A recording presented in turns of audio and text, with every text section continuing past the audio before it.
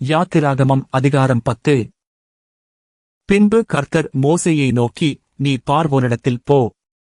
அவர்கள் நடுவே நான் என் அடையாளங்களை செய்யும்படிக்கும், நான் எகிப்திலே நடப்பித்ததையும் நான் அவர்களுக்குள் செய்த என் அடையாளங்களையும் நீ உன் பிள்ளைகளின் செவிகள் கேட்கவும் உன் பிள்ளைகளுடைய பிள்ளைகளின் செவிகள் கேட்கவும் விவரித்துச் சொல்லும்படிக்கும், நானே கர்த்தர் என்பதை நீங்கள் அறியும்படிக்கும், நான் அவன் இருதயத்தையும் அவன் ஊழியக்காரரின் இருதயத்தையும் கடினப்படுத்தினேன் என்றார்.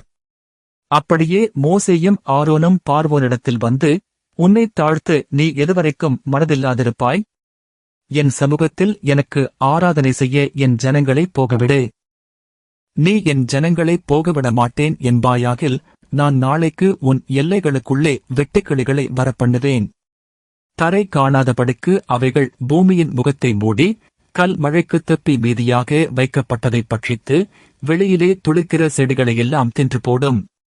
உன் வீடுகளும் உன் ஊழியக்காரருடைய வீடுகளும் எகிப்தியரின் வீடுகளும் எல்லாம் அவைகளால் நிரம்பும். உன் பிதாக்களும் உன் பிதாக்களின் பிதாக்களும் தாங்கள் பூமியில் தோன்றின நாள் முதல் இந்நாள் வரைக்கும் அப்படிப்பட்டவைகளைக் கண்டதில்லை என்று எபிரெயரின் தேவனாகிய கர்த்தர் சொல்லுகிறார் என்று சொல்லி திரும்பிக் கொண்டு பார்வோனை விட்டு புறப்பட்டான். அப்பொழுது பார்வோனுடைய ஊழியக்காரர் அவனை நோக்கி, எந்த மட்டும் இந்த மனிதன் நமக்கு கண்ணியாயிருப்பான்? தங்கள் தேவனாகிய கர்த்தருக்கு ஆராதனை செய்ய அந்த மனிதரைப் போகவிடும். எகிப்து அழிந்து போனதை நீர் இன்னும் அறியவில்லையா என்றார்கள். அப்பொழுது மோசேயும் ஆரோனும் பார்வோனிடத்துக்கு திரும்ப அழைக்கப்பட்டார்கள். அவன் அவர்களை நோக்கி, நீங்கள் போய் உங்கள் தேவனாகிய கர்த்தருக்கு ஆராதனை செய்யுங்கள் என்று சொல்லி, யாரார் போகிறார்கள் என்று கேட்டான். அதற்கு மோசே, எங்கள் இளைஞரோடும் எங்கள் முதியோரோடும் எங்கள் குமாரரோடும் எங்கள் குமாரத்திகளோடும் எங்கள் ஆடுகளையும் எங்கள் மாடுகளையும் கூட்டிக் கொண்டு போவோம், நாங்கள் கர்த்தருக்கு பண்டிகை கொண்டாட வேண்டும் என்றான். அப்பொழுது அவன், நான் உங்களையும் உங்கள் குழந்தைகளையும் எப்படி விடுவேனோ அப்படியே கர்த்தர் உங்களோடு இருப்பாராக. எச்சரிக்கையாயிருங்கள், உங்களுக்கு பொல்லாப்பு நேரிடும். அப்படி வேண்டாம். புருஷராகிய நீங்கள் போய் கர்த்தருக்கு ஆராதனை செய்யுங்கள், இதுதானே நீங்கள் விரும்பிக் கேட்டது என்று சொன்னான். அவர்கள் பார்வோன் சமூகத்தினின்று துரத்திவிடப்பட்டார்கள்.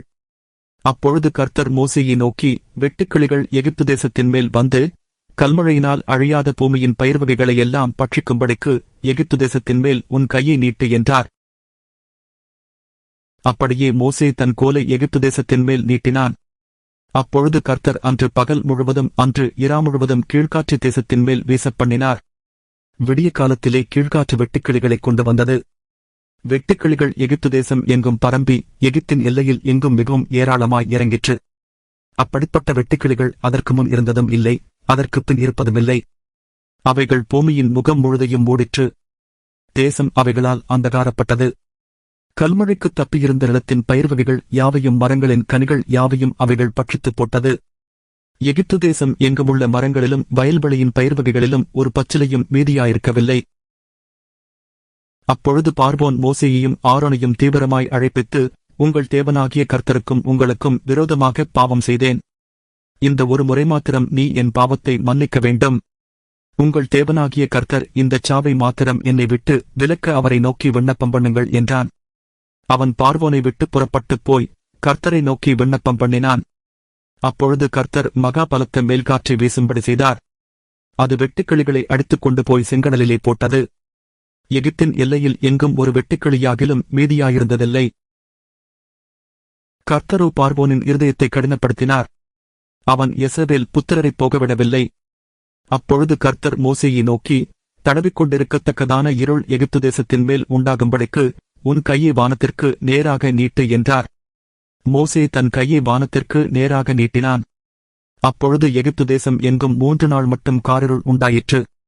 3 நாள் மட்டும் ஒருவரை ஒருவர் காணவும் இல்லை, ஒருவரும் தம்மிடத்தை விட்டு எழுந்திருக்கவும் இல்லை. யெசபேல் புத்திரர் யாவருக்கும் ஓவெனில் அவர்கள் வாசஸ்தலங்களிலே வெளிச்சம் இருந்தது. அப்பொழுது பார்வோன் மோசேயை அழைப்பித்து, நீங்கள் போய் கர்த்தருக்கு ஆராதனை செய்யுங்கள். உங்கள் ஆடுகளும் உங்கள் மாடுகளும் மாத்திரம் நிறுத்தப்பட வேண்டும். உங்கள் குழந்தைகள் உங்களுடன் போகலாம் என்றான். அதற்கு மோசே, நாங்கள் எங்கள் தேவனாகிய கர்த்தருக்கு படைக்கும் பலிகளையும் சர்வாங்க தனபலிகளையும் நீர் எங்கள் கையிலே கொடுக்க வேண்டும்.